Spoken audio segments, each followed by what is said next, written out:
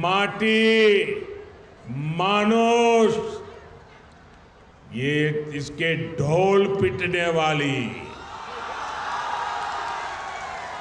TMC ने संदेश खाली की बहनों के साथ जो किया है वो देखकर पूरा देश दुखी है, आक्रोशित है। नमस्कार, आप देख रहे हैं एयर न्यूज और मैं हूं आपके साथ तनु शर्मा। लोकसभा चुनाव में तृणमूल कांग्रेस और बीजेपी के बीच पश्चिम बंगाल की 42 सीटों की लड़ाई बेहद ही दिलचस्प हो चुकी। चुनाव से पहले जहां प्रधानमंत्री नरेंद्र मोदी बंगाल में कई ताबड़तोड़ रैलियां कर चुके हैं, वहीं ममता दीदी की पूरी टीम भी ग्राउंड पर एक्टिव नजर आ रही है। ममता बनर्जी के गठबंधन से अलग होकर चुनाव लड़ने का फैसला ये बताता है कि ना तो दीदी की कोई सियासी मजबूरी है और ना ही राज्य में बदलते राजनीतिक समीकरण का कोई डर।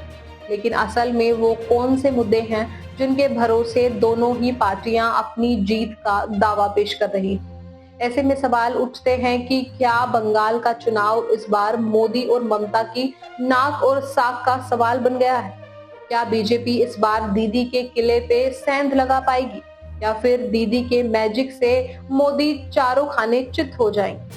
बंगाल का बड़ा बाहुबली कौन होगा ये तो वक्त ही तय करेगा। लेकिन पिछले कुछ समय से बंगाल के बदले राजनीतिक समीकरण तृणमूल कांग्रेस और ममता बनर्जी के लिए सिर दर्द बने हुए हैं। कई घोटाले में पार्टी के तमाम बड़े मंत्रियों और नेताओं की गिरफ्तारी से पार्टी पहले से ही बैकफुट पर है। खुद महिला होने के बाद संदेश खाली जैसी घटनाओं के चलते दीदी के महिला सुरक्षा वाले रिकॉर्ड पर भी अब सवाल खड़े होने लगे हैं। भले ही टीएमसी खुलकर ना कहे, लेकिन उसे कांग्रेस और लेफ्ट पार्टियों के गठबंधन से मुस्लिम वोटों के बिखरने का भी डर सता रहा है। लेकिन फिर भी ममता बनर्जी अपनी दावेदारी को बेहद मजबूती से पेश कर रही। इसके पीछे उनकी लोकप्रियता, मजबूत संगठन और मुख्यमंत्री रहते हुए उनके द्वारा चलाई गई कई समाज कल्याण की योजनाओं को माना जा सकता है।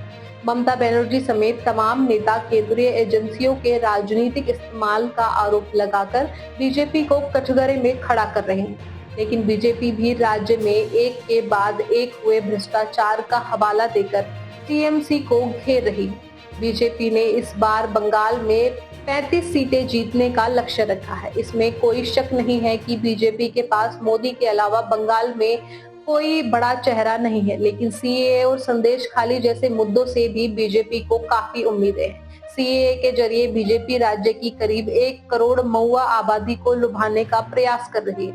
वहीं संदेश खाली की घटनाओं को आधार बनाकर पार्टी के कई नेता बंगाल में महिलाओं की स्थिति का प्रचार करने में लगे हैं। इन सबके बीच बंगाल बीजेपी संगठन में बिखराव की खबरें भी आती रही हैं। इसके अलावा स्थानीय निकाय चुनावों में लचर प्रदर्शन और बीजेपी नेताओं की आपसी गुटबाजी ने पार्टी की रातों की नींद उड़ा रखी।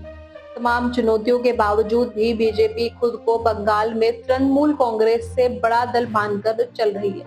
लेकिन कांग्रेस और लेफ्ट के सभी दल गठबंधन करके बंगाल में चुनाव की त्रिकोणीय बनाने का प्रयास कर रहे हैं। इसी वजह से लगता है कि बंगाल की सियासी शतरंज का खेल उलझता ही जा रहा है। अब देखना दिलचस्प होगा कि किसकी चाल से किसका प्यादा, किसका वजीर, किसकी रानी और किसका राजा ढेर हो। फिलहाल इस रिपोर्ट में बस इतना ही। इस मुद्दे से जुड़े कोई भी सवाल या अपने विचार आप हमें हमारे कमेंट में लिख सकते हैं। और इसी तरह के देश और दुनिया की तमाम खबरों के लिए चैनल को सब्सक्राइब करना ना भूलें। और फिलहाल मैं तनु शर्मा आपसे विदा लेती हूँ। फिर मिलती हूँ एक नई अपडेट के साथ। तब तक के लिए आप देखते रहिए एयर न्यूज। नमस्कार।